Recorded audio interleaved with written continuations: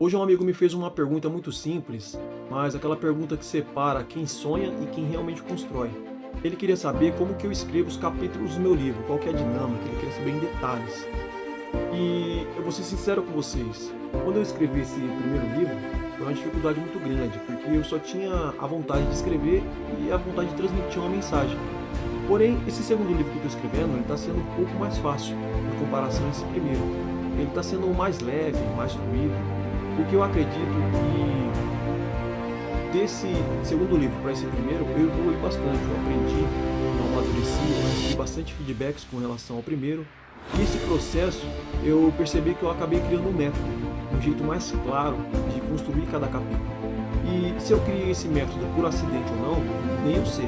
O que eu sei é que esse padrão, ele facilitou e muito o meu processo de escrita, porque além de extrair o melhor de mim em cada capítulo, ele também deixa uma mensagem mais clara, mais concisa, mais objetiva. E eu vou compartilhar isso aqui com vocês. Mas tem um detalhe, isso funciona muito bem para esse tipo de livro, que é sobre reflexão, sobre desenvolvimento pessoal, sobre princípios. Agora, se você está escrevendo um livro sobre romance, ficção ou fantasia, aí eu já não sei se vai funcionar, mas eu acredito que no mínimo ele vai te dar uma base, vai te dar uma direção. Eu chamei esse método de CAPTRIL. C de cena real, A de aprendizado, E de princípio, I de instrução, T de tapa na cara e R de reflexão. CAPTRIL. Até que ficou legal essa conta, né? E para você entender na prática, eu vou usar de exemplo um capítulo que eu estou escrevendo sobre o aparelho celular. Porque hoje o celular, ele não é só um aparelho, ele virou um membro da família. Então vamos lá. O primeiro C é de cena real. Todo capítulo ele começa com uma cena forte. Ele poderia começar falando sobre dopamina, psicologia ou dados estatísticos, mas não. Eu começo ele com uma imagem que qualquer pai ou mãe vai entender. Uma criança sentada no sofá, hipnotizada, o rosto iluminado pela tela. E o pai tentando conversar, tentando educar, tentando existir. E ali você percebe uma coisa triste. O celular ele não só destrói, ele substitui presença. E essa cena ela já prepara o leitor para criar uma conexão. Depois vem o A, de aprendizado. Aqui eu mostro o que eu percebi com aquilo. Por exemplo, o celular ele não está apenas roubando a atenção da criança, ele está roubando a infância. E o pior, ele está roubando a autoridade dos pais sem fazer barulho. Porque enquanto a criança aprende a obedecer ao algoritmo, ela desaprende a obedecer o pai. Então nós vamos para o P, de princípio. Agora eu transformo isso em uma frase que vira lei, a frase central do capítulo. Algo como: quando a tela domina a criança, o pai perde a autoridade sem perceber. Ou o celular ele não está criando filhos mais inteligentes, ele está criando filhos mais impacientes. Isso acaba virando o coração do capítulo, a ideia que o leitor vai carregar. Depois temos o I de instrução. E é aqui onde o capítulo ele deixa de ser reflexão e vira uma ferramenta, onde eu explico o caminho. Eu mostro que existem dois tipos de pais: os que controlam o celular e os que são controlados por ele. Eu trago o que eu vejo nas entrevistas que eu estou fazendo. Tem pai que diz que o filho só mexe 1 hora por dia. Ótimo. Porém, a maioria não responde dessa forma. E tem pai que fala que quando vai tirar o aparelho celular da criança, ela surta, ela grita, ela fica agressiva. E no meu livro, eu vou falar a verdade. Se uma criança surta quando você tira o aparelho celular, isso aí não é birra, isso é dependência. Então, eu entrego ações práticas e simples que podem ser aplicadas no dia a dia, como, por exemplo, horários definidos com relação ao uso de tela, não levar o celular para a cama, não usar o celular na hora do almoço, na hora que você está na mesa, e principalmente a presença dentro de casa, porque a criança ela não precisa de mais tela, ela precisa de mais direção.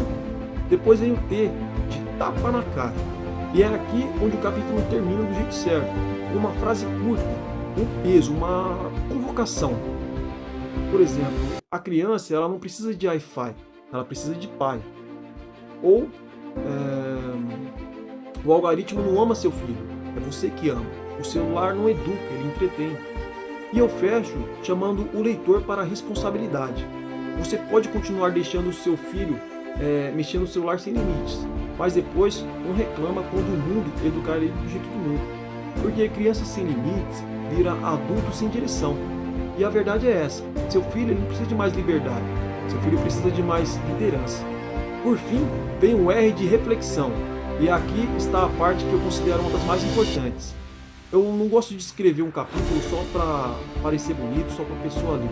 Eu escrevo para a pessoa parar e refletir. Essa é a minha intenção. E nesse novo livro, eu vou colocar uma ou duas perguntas no final de cada capítulo, para fazer o pai, fazer a mãe refletir, para fazer ele escrever, para tirar a teoria e levar isso para a prática. Por exemplo, no capítulo sobre celular, eu pretendo colocar perguntas como: se eu tirar o celular do meu filho hoje, ele vai ficar irritado ou ele vai ficar livre? Eu estou criando um filho ou um dependente de dopamina? Qual limite eu vou estabelecer essa semana para o meu filho em relação ao tempo de tela? Porque quando você responde essas perguntas, você não está apenas lendo um capítulo, você está trazendo um capítulo para dentro de casa. E isso é importante, porque cada pai vive uma realidade diferente.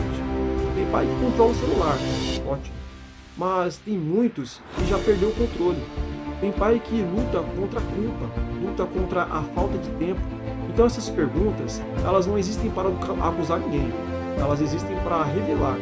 E enquanto a gente não enxergar o problema com mais clareza, a gente vive no automático e acaba chamando isso de normal. Mas quando você escreve a resposta, você transforma o pensamento solto em consciência. E a consciência é o primeiro passo para a mudança. Eu acredito que um livro, ele só começa a mudar alguém quando ele deixa de ser teoria e ele vira confronto. Porque ler é fácil, difícil é admitir a verdade. E é por isso que eu termino cada capítulo desse segundo livro com uma reflexão, para que o leitor ele não feche apenas o livro com uma informação, mas que ele feche cada capítulo com uma decisão.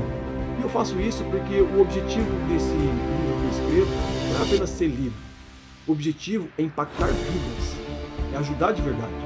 Porque eu sei que tem pai que está perdido, tem pai que está cansado, pai que, quando eu falo pai, é pai e mãe, né? Que ama o filho, mas não sabe como conduzir.